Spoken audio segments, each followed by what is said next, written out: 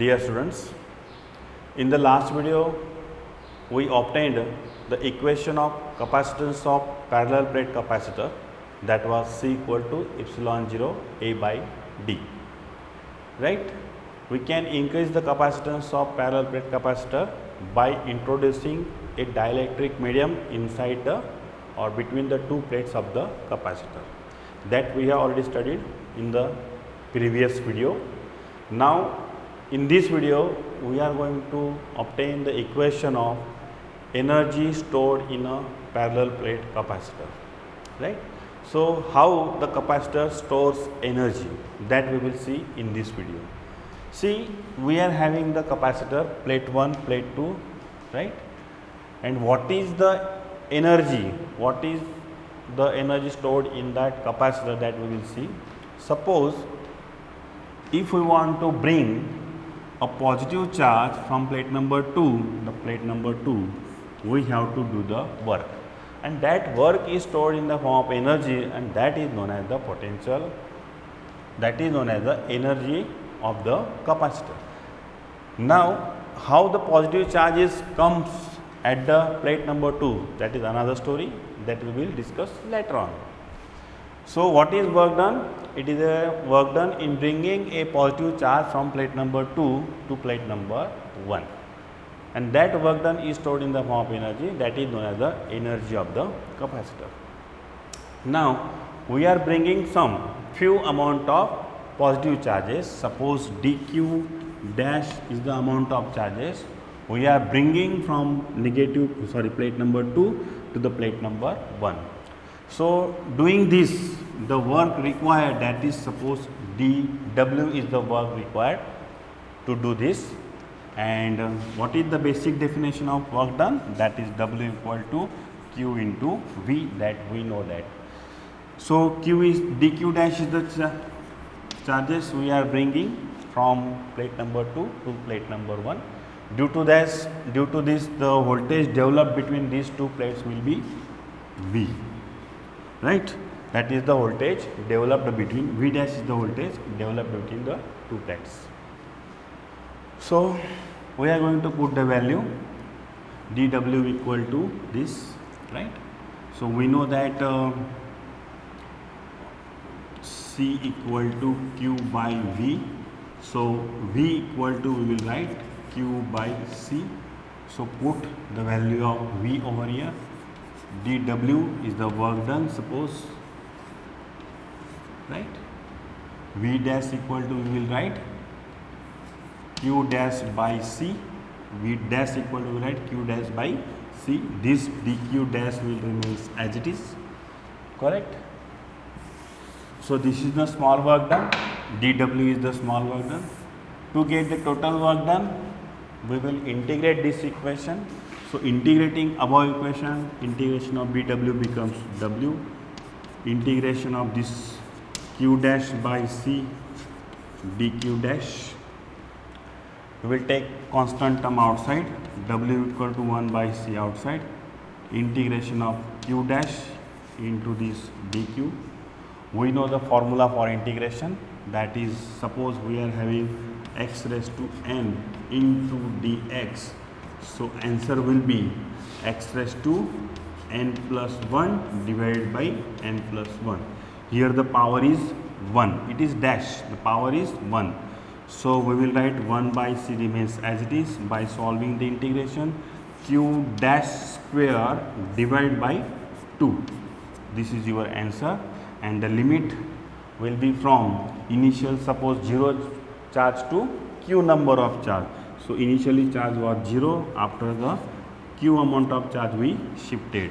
So 0 to Q, correct? So by putting the limit,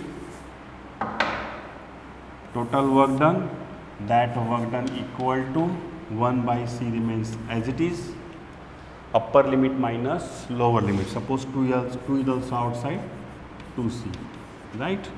It is a Q dash square, 0 to Q amount of charge, W 1 by 2C, upper limit minus lower limit. Instead of Q dash we will put Q, Q square minus, instead of Q dash we will put 0. so 0.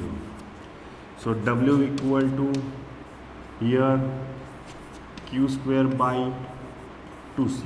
This work done is stored in the form of energy, and that energy is known as the energy stored in the capacitor. That will be denoted by letter U.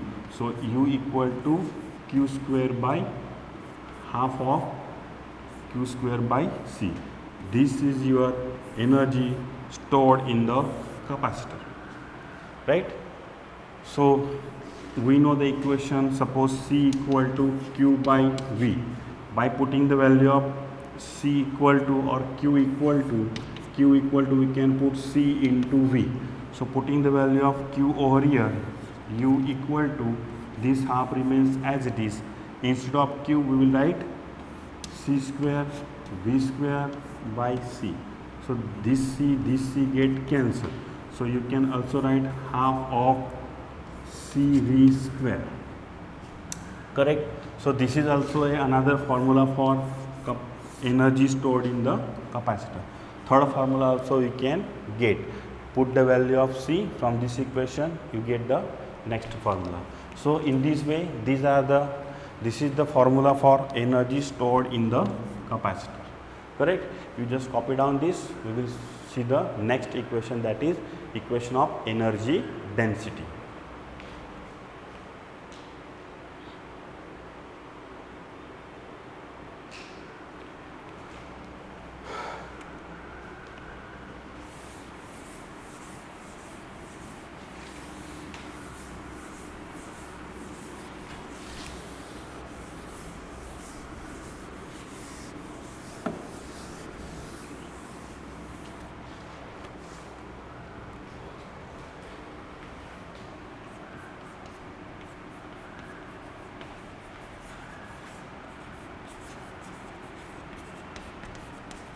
Energy density denoted by letter rho.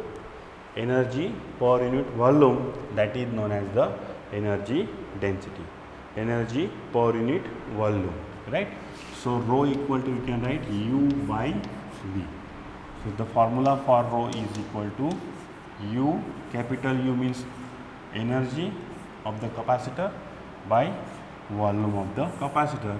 This is known as the energy density.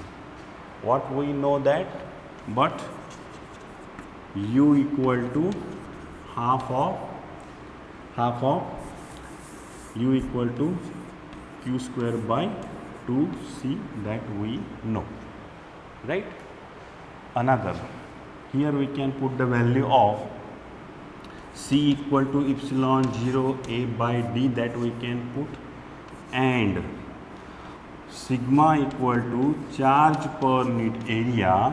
That's why Q equal to, we can put sigma into A. So putting this, the value of capacitance and charge in the equation number 2, we can obtain the new equation, that is U equal to, instead of Q we will put sigma into A, sigma square A square. This 2 remains as it is. Instead of C we will write epsilon 0 A by D, epsilon 0 A by D, correct? So this A get cancelled. U equal to sigma square A D divided by 2 epsilon 0.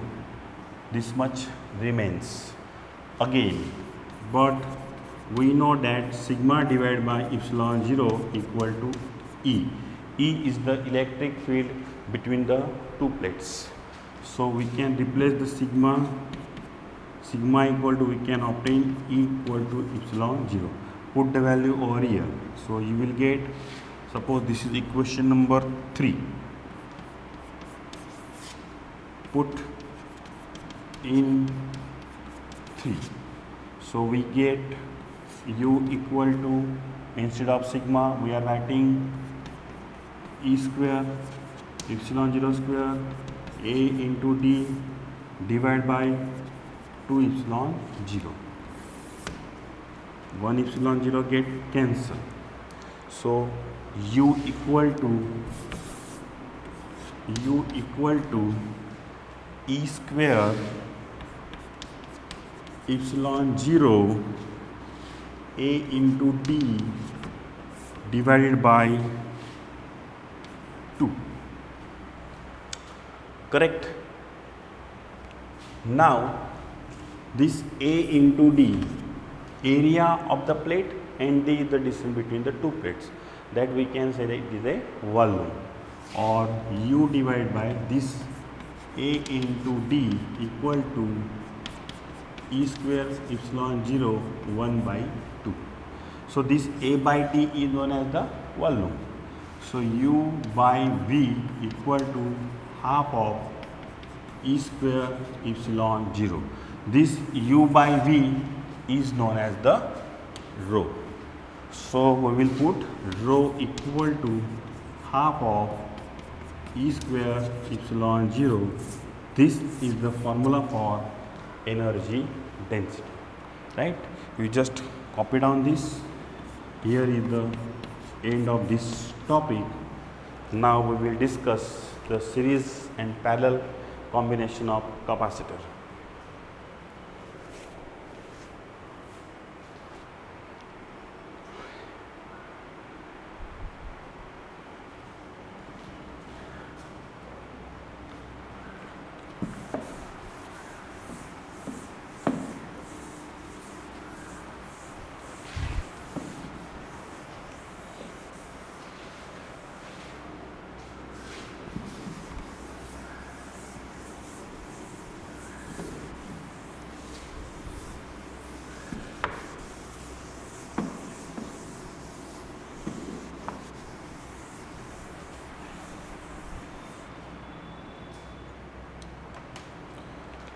Dear students, now we are going to understand the series and parallel combination of capacitor.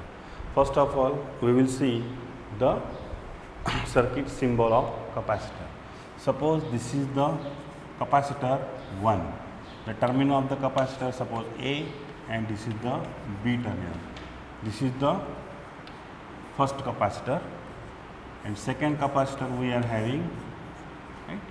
This is the capacitor 2, having capacitance C1 and having capacitance C2. The terminal AB, the terminal CD. Suppose we are having these two capacitors. Now we can arrange this capacitor in series combinations, in the parallel combinations, right? First of all, we will see what is the series combination. Students, we have already studied the series and parallel combinations of resistor in standard 10. In a similar way, we will do the series and parallel combinations of capacitor. See how we can connect these two capacitors in series. So second end of the first capacitor is connected to the first end of the second capacitor. What I am saying?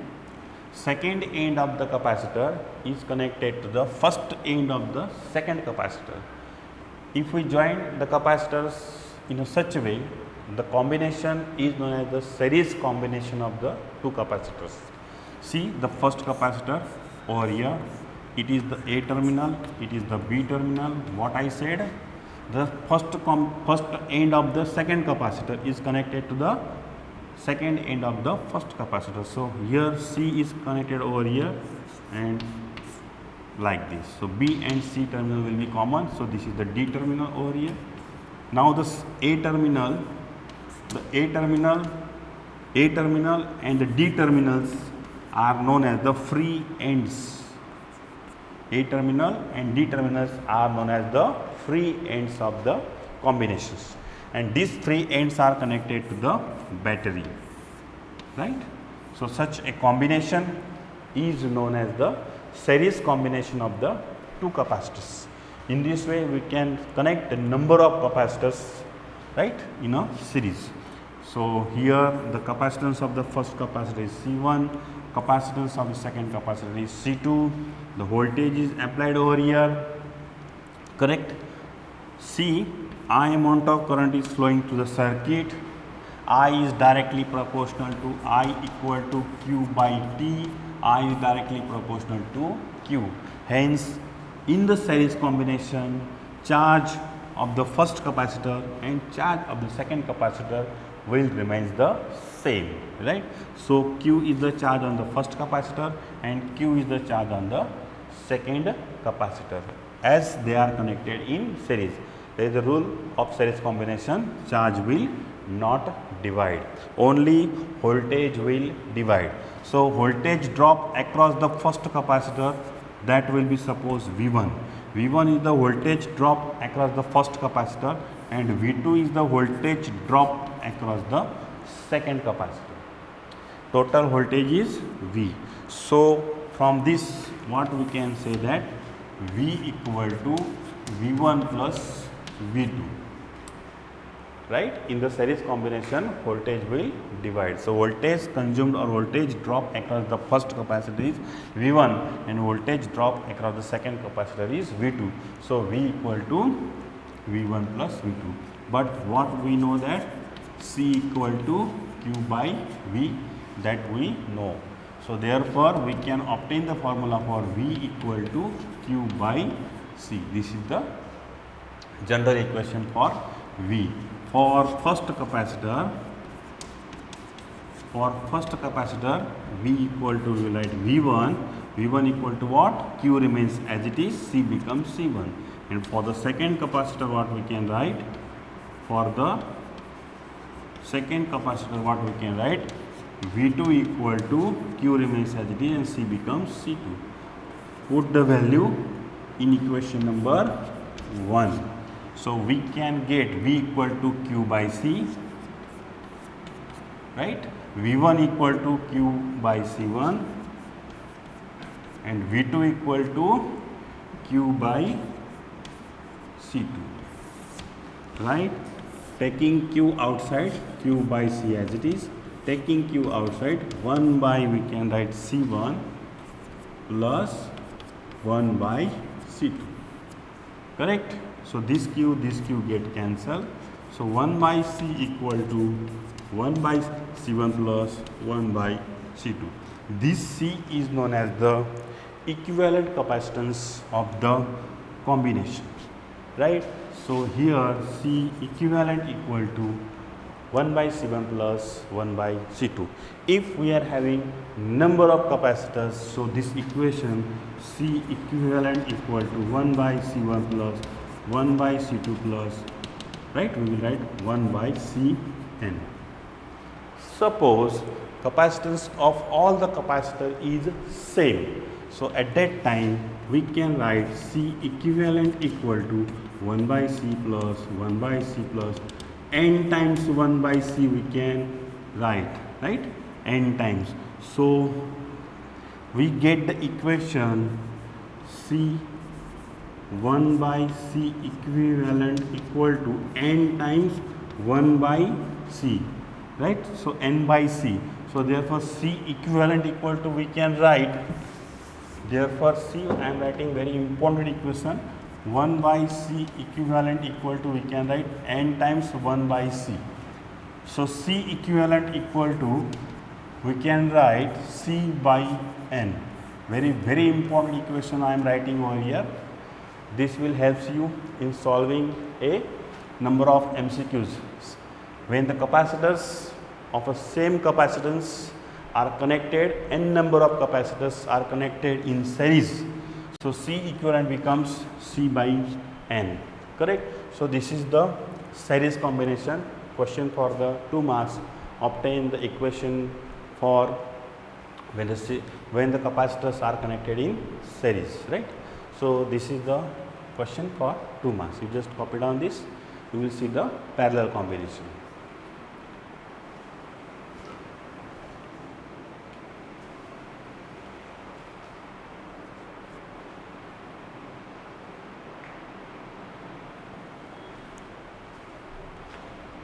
Okay students, I hope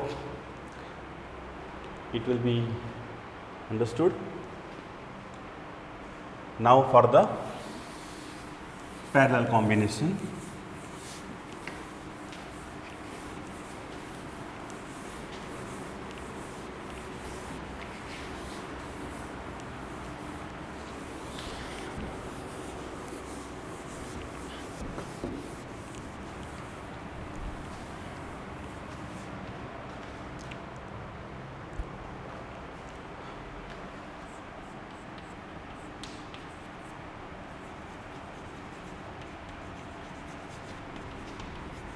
last theory of this chapter, correct?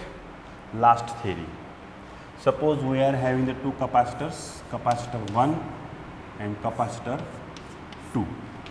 The first capacitor having terminal A, terminal B. Capacitance of the first capacitor is C1 and capacitance of the second capacitor is C2. The terminal C, the terminal D. So these are the terminals, C terminal, D terminal. How we can connect these two capacitors in parallel? See, on the right hand side there are the two free ends. If we join these two free ends at one single point, right, and we are having the two free ends on the left hand side also. If we join these two free ends, right, and this ends is connected to the battery, such a combination is known as the parallel combination of capacitors, right? We are having right now two capacitors. We can join 3, 4 number of capacitors we can connect. Here V is the voltage, I is the amount of current flowing. Here is the junction. At this junction we get the two paths, so current will divide. Suppose current flowing to the first path will be I1 and current flowing to the second path will be I2. As we studied, I equal to Q by T. I is directly proportional to Q. So current charge through the first capacitor is Q1 and charge for the second capacitor is Q2. As we know that this is the voltage applied at the two ends over here, and these two capacitors are connected at one end. So voltage for the voltage drop for the first capacitor and voltage drop for the second capacitor will be equal. If the two capacitors are connected in parallel, the voltage drop for the first capacitor will be suppose V, and voltage for the second capacitor, voltage drop across the second capacitor is also V. Voltage will be same. Charge will divide, correct? So writing the equation, we know that Q equal to charge will divide, so we will write Q equal to Q1 plus Q2. What is the basic equation? C equal to Q by V. Here for the first capacitor, what we can write? So obtain the equation for, therefore Q equal to, we will write C into V. Equation for Q. For the first capacitor, what are the charges? So Q1 equal to C1 into V. V remains constant. For the second capacitor, what we can write? Q2 equal to C2 into V. Voltage is constant for the both capacitors. Putting these two value in equation number 1. What you can write? Q equal to, we will write CV. For the Q1 we will write C1 into V. C1 into V. For the second capacitor we will write C2 into V. C2 into V. Taking V outside, V equal to C1 plus C2. This V get cancelled. C equal to C1 plus C2. So this C is known as the equivalent capacitance of the two capacitors when they are connected in parallel, correct? For the n number of capacitors, we can write C equivalent equal to C1 plus C2 plus C3 plus Cn. If the capacitance of each capacitor is same, hence it is C. So we can write C equivalent equal to, if C1 equal to C, C2 equal to also C, C3 equal to also C. So we can write C plus C plus C, right? N times we can write C, right? So C equivalent equal to N times the C. So this is also a very important equation. Plus, see, when the capacitors are connected in parallel combination, C equivalent equal to N into C. when the two capacitors are connected in series combination, so C equivalent equal to C by already we have studied, right. So that are the equations, very important equation that we have studied, right. So here is the end of this theory, correct. So in this way we have completed the theory of this chapter. In the next video we will see the numericals on these chapters. Thank you.